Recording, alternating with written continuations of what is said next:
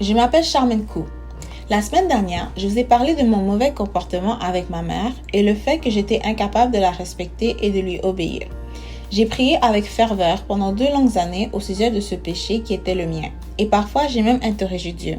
« Ô Seigneur, comment vas-tu me changer ?» ai-je prié. « S'il te plaît, fais quelque chose. » Mes 2 jeunes frères et sœurs sont rentrés chez eux en Malaisie pour une grande réunion de famille fin 2018. Ma sœur et son mari sont arrivés des États-Unis et mon petit frère est venu de Thaïlande.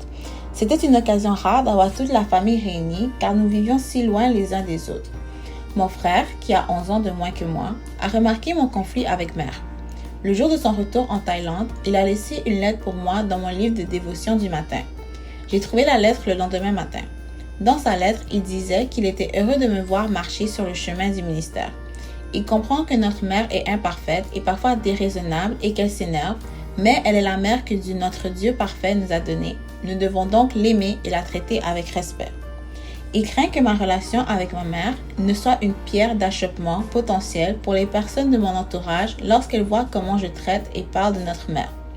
Il a terminé en disant qu'il priait pour que le Saint-Esprit parle personnellement à mon cœur et me donne l'esprit de réconciliation.